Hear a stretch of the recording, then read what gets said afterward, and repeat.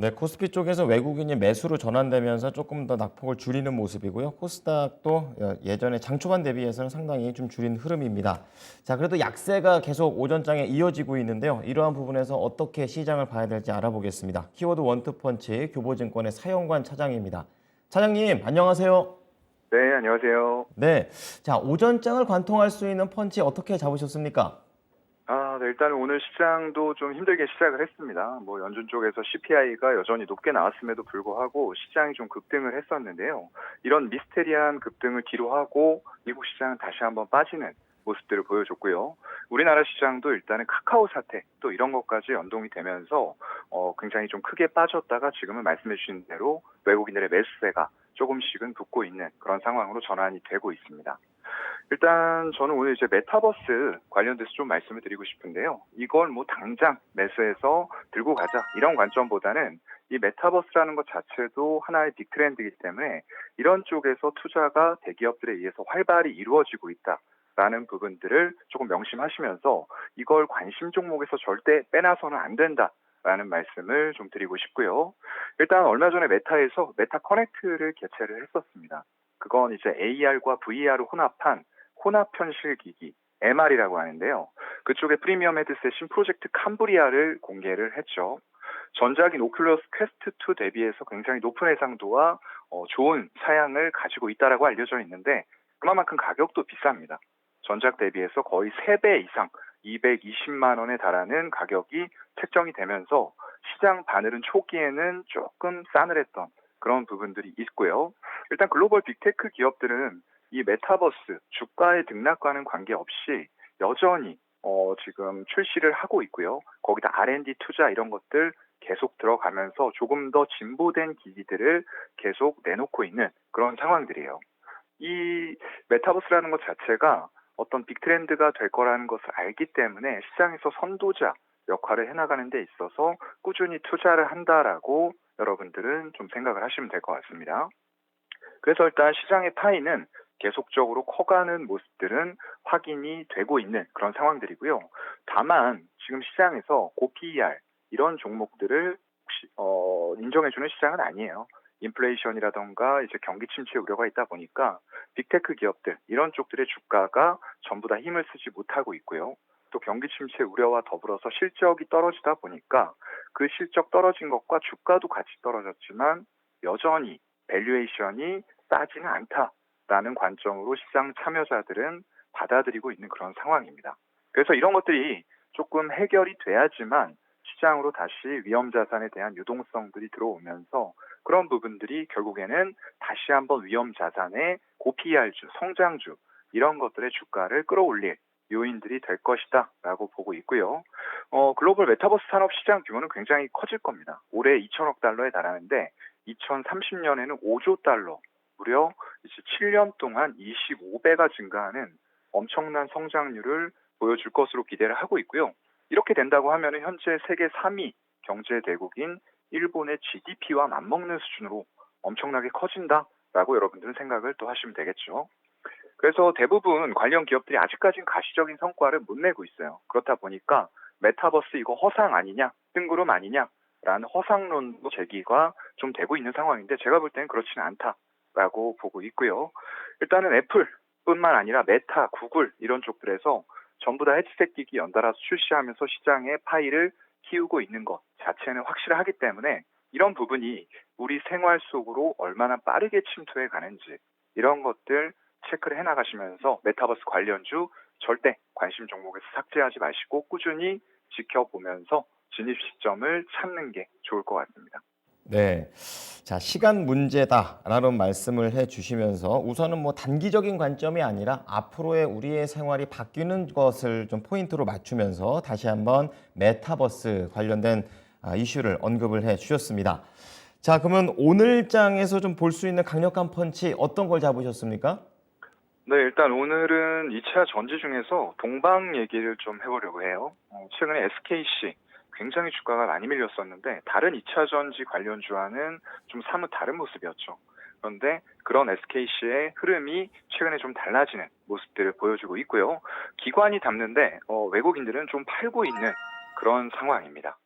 일단 동박 사업이 굉장히 호조를 보이고 있다라는 부분들은 뭐 2차 전지 관련된 전기차의 보급, 판매 속도 이런 것들만 보더라도 뭐 자명하게 알 수가 있는 부분이고요. 이제 동박이라는 것은 굉장히 얇은 구리막이에요. 그래서 머리카락 10분의 1 두께, 거의 한 10 마이크로미터 정도의 두께로 2차 전지의 음극 집전체에 사용되는 핵심 소재입니다. 그래서 이런 부분이 호조를 띠면서 3분기 매출도 8,300억 가까이 나올 것으로 전망이 되고요. 영업이익도 880억, 영업이익률이 한 11% 가까이 달할 것으로 지금 전망이 되고 있는 그런 상황입니다. 반도체, 2차 전지, 산업 소재 이런 쪽으로 사업 포트폴리오를 잘 확장해 나가고 있는 모습들 긍정적이라고 볼 수가 있을 것 같고요. 화학 사업 쪽에서 프로필렌 옥사이드 그리고 산업 소재에서 폴리에스테르 필름 이런 쪽과 더불어서 반도체 소재 부품까지 세라믹 파츠라던가 이런 쪽들로 좀 안정적인 포트폴리오를 가지고 있다라고 보면 될 것 같습니다. 일단 최근에 60주선 지지와 함께 기술적으로 강한 반등, 수급상으로 강한 반등이 좀 들어온 그런 상황이고요. 이제 문제는 최근에 롯데케미칼의 행보입니다. 최근 미국 신설된 롯데 배터리 머티리얼즈를 통해서 2조 7천억에 달하는 자금으로 일진 머티리얼즈를 인수를 했어요.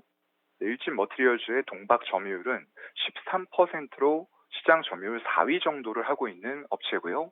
이런 자금력을 바탕으로 해서 롯데그룹이 향후에도 공격적으로 설비 증설을 해나갈 것이다 라고 업계에서는 전망을 하고 있습니다. 전해 유기용매라던가 분리막 소재, 바나듐 이온 배터리, 양극박 이런 쪽에서 롯데그룹 쪽이 꾸준하게 투자를 이어왔기 때문에 이 단지 한 번의 행보로 이제 2차 전지 사업 진출하는 거야? 이렇게 생각하시면 안 될 것 같고요. 2차 전지 관련해서 그동안 꾸준히 준비를 오랫동안 해왔다라는 부분들도 이제 SKC에게는 조금 위험 요인이 될 수가 있을 것 같아요.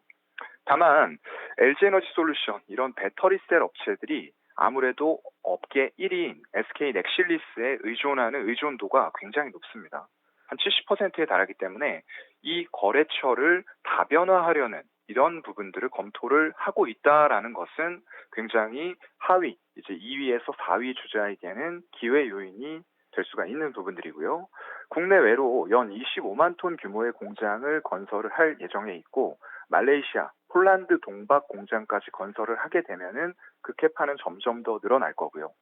이제 전기차 보급률이 한 10%를 넘어가는 수준이 올해 집계가 될 것 같기 때문에 앞으로도 남은 길은 많다라는 부분으로 생각을 해야 될 것 같고요. 거기다가 미국이 요즘에 주구장차 외치고 있는 메이드 인 USA죠. 이걸 위해서 미국 공장 증설까지도 같이 검토하고 있는 부분들 조금 긍정적인 관점으로 지켜봐야 될 것 같습니다. 네. 자, 그 가운데 이제 지난주 금요일 날 뉴욕 증시를 보게 되면은 테슬라가 한 7.5% 빠졌고 그것 때문에 뭐 루시드 모터스라든지 리비안 그리고 뭐 전고체 배터리 회사들도 전반적인 하락세를 보여주더라고요. 그래가지고 이번 미국장에서의 2차 전지 관련된 전체 종목들에 대한 평가는 어떻게 하시는지 궁금하고 국내랑도 이걸 좀 많이 연결을 해봐야 되는 겁니까?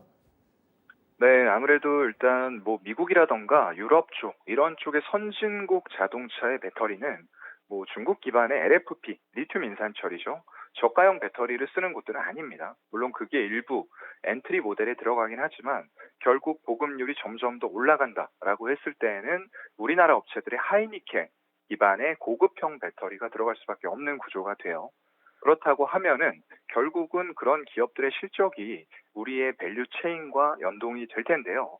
지금 경기 침체라던가 여러 가지 보조금 우려 이런 것들 때문에 일단은 테슬라도 선두 주자로 전기차 시장을 굉장히 빠르고 급속하게 그리고 점유율 면에서도 북미에서 아직까지 60% 이상을 차지하고 있지만 그만큼 뒤쪽에서 내연기관차 공룡들도 엄청난 투자를 집행을 하고 있다는 거죠.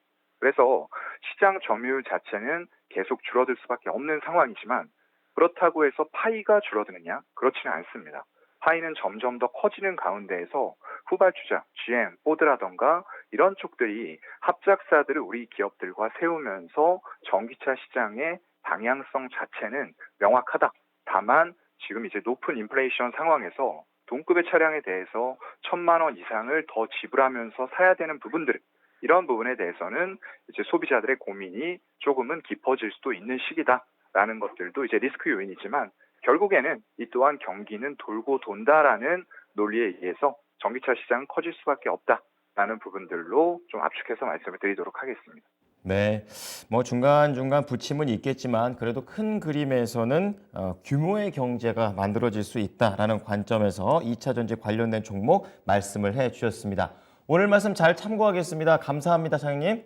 네, 고맙습니다. 네. 자, 키워드 원투펀치. 오늘은요, 메타버스와 그리고 2차 전지 관련된 동박 관련된 사업을 말씀을 좀 드려봤습니다. 교보증권 사영관 차장이었습니다.